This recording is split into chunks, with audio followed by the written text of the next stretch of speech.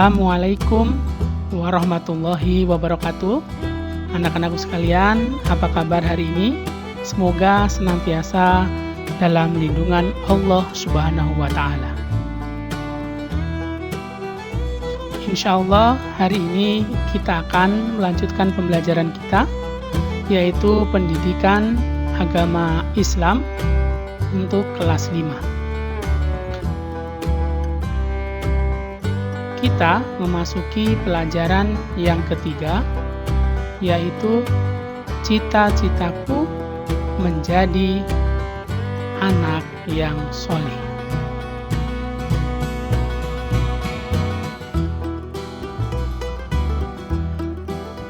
Apakah kalian punya cita-cita? Kalau punya, apa cita-cita kalian?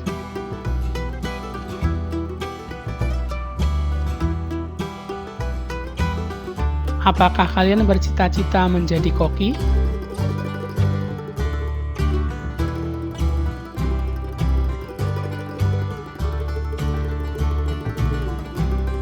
Atau menjadi seorang dokter?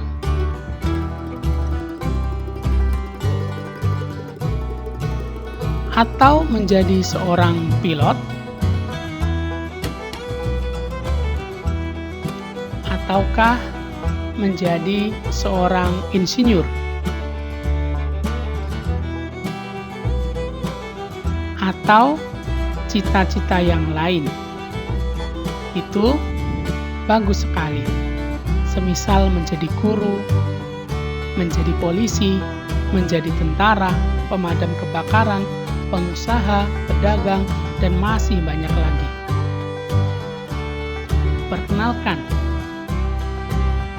ini ada seorang anak. Namaku Amin. Cita-citaku menjadi anak yang soleh.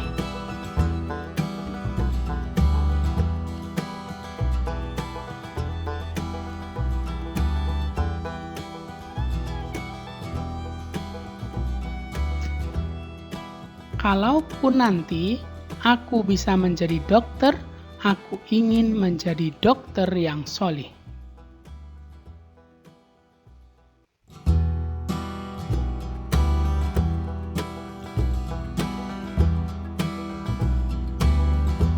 Kalaupun aku nanti menjadi seorang pilot, maka aku ingin menjadi pilot yang soleh.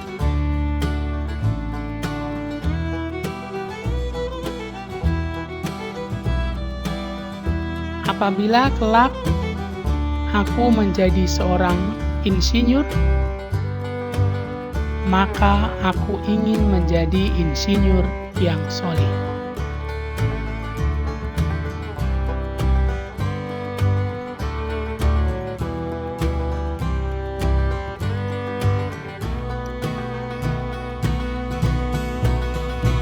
Nah, apa sih arti cita-cita itu? Menurut Kamus Besar Bahasa Indonesia, cita-cita adalah keinginan atau kehendak yang selalu ada di dalam pikiran, berkeinginan sungguh-sungguh. Jadi, mempunyai keinginan terhadap sesuatu dan dijalankan dengan baik. Demikianlah si Amin, selalu saja dalam pikirannya berkeinginan menjadi anak yang soleh.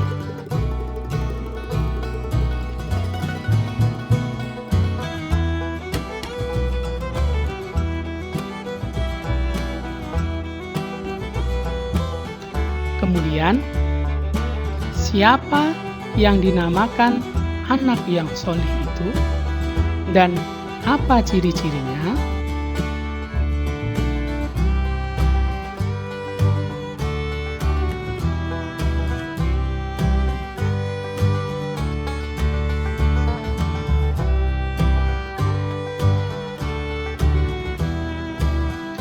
Soleh artinya baik dalam ritual keagamaan dan perilaku sosial.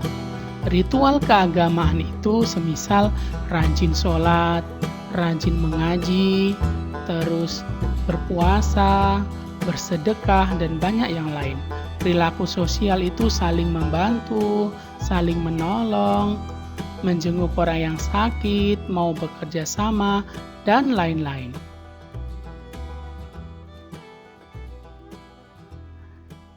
Di antara ciri-ciri anak solih adalah yang pertama, dia taat kepada Allah. Yang kedua, berakhlak terpuji. Yang ketiga, hormat dan patuh kepada orang tua. Yang keempat, setia kepada kawan dan menghargai sesama. Yang kelima, berkata sopan dan berperilaku santun. Jadi itu 5 di antara ciri-ciri anak soleh. Pada pelajaran ketiga ini, kita akan mempelajari 3 perilaku terpuji yang mencerminkan perilaku anak yang soleh, yaitu yang pertama, yaitu jujur. Yang kedua, hormat dan patuh kepada orang tua dan guru. Yang ketiga, saling menghormati.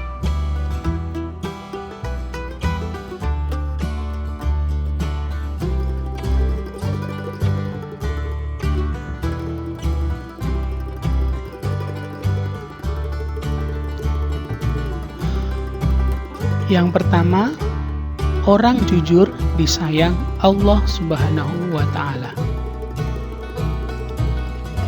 Allah mengajarkan kita selalu berkata jujur, seperti firman Allah dalam Al-Quran, yaitu surah Al-Ahzab ayat 70. A'udzu billahi minasyaitonir rajim. Bismillahirrahmanirrahim. Ya ayyuhalladzina amanu taqullaha wa qulu qawlan syadida. Yang artinya, hai orang-orang yang beriman, bertakwalah kamu kepada Allah dan katakanlah perkataan yang benar. Dalam ayat di atas, perintah bertakwa didahulukan dari perintah untuk berkata dengan benar, menunjukkan bahwa perkataan yang benar merupakan bagian dari takwa. Jadi, orang bertakwa mengatakan sesuatu yang benar. Perkataan yang benar memiliki beberapa arti, yaitu yang pertama, berbicara dengan tidak berbohong. Jadi mengatakan yang sebenarnya. Apabila kita melakukan kesalahan, ya kita mengakui dengan sebenar-benarnya, mengatakan apa yang sudah terjadi.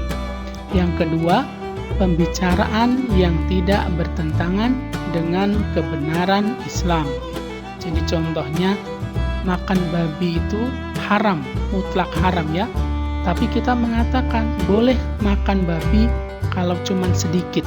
Nah, itu bertentangan dengan Islam, kebenaran Islam, maka juga tidak boleh. Jadi harus sesuai dengan kebenaran Islam. Terus pembicaraan yang disampaikan kepada orang yang tepat dan pada waktu yang tepat pula, ya. Jadi kita mengatakan perkataan itu harus sesuai dengan situasi dan kondisinya. Contoh, kita melihat orang yang pincang lewat, maka kita tidak boleh mengatakan hei pincang, itu maka akan menyakiti orang tersebut. Maka itu tempat dan waktunya juga tidak tepat, maka itu juga perkataan yang tidak benar, maka harus disesuaikan. Selanjutnya, macam-macam jujur. Ada 5 macam jujur ya. Yang pertama, jujur dalam berniat. Jujur dalam berniat berarti kesesuaian antara niat dan perbuatan yang hanya ditujukan untuk mencari keridhaan Allah SWT. Niat menjadi sangat penting sebelum melaksanakan kegiatan karena Allah SWT menilai kegiatan manusia sesuai dengan niatnya sebagaimana hadis Rasulullah SAW, innama a'malu binniyat, sesungguhnya amal tergantung akan niat, ya. Jadi niat itu sangat penting. Jadi perbaiki niat sebelum melakukan sesuatu. Yang kedua, jujur dalam ucapan. Kejujuran merupakan kunci untuk memperoleh kepercayaan orang lain. Berkata jujur atau benar diperintahkan oleh Allah seperti ayat di atas tadi. Al-Quran Surah Al-Ahzab ayat 70. Allah memerintahkan supaya kita berkata benar. Yang ketiga, jujur dalam kemauan.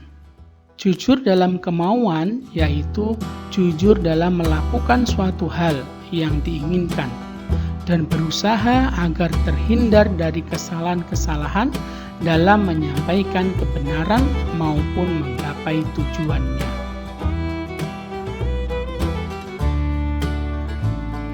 Yang keempat, jujur dalam menepati janji. Allah sangat membenci orang-orang yang ingkar janji.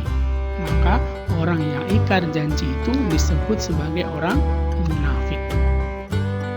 Apabila kita telah berjanji, maka sebisa mungkin kita harus menepatinya dengan mengerahkan seluruh kemampuan yang kita miliki untuk memenuhinya.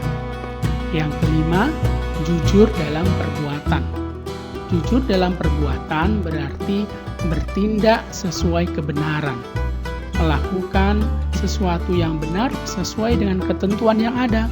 Saat kita melakukan perbuatan baik, hendaknya dilakukan dengan ikhlas, tanpa pamrih, karena mengharap ridho Allah SWT. Dengan cara tersebut, perbuatan kita akan dinilai sebagai ibadah oleh Allah Subhanahu wa Ta'ala.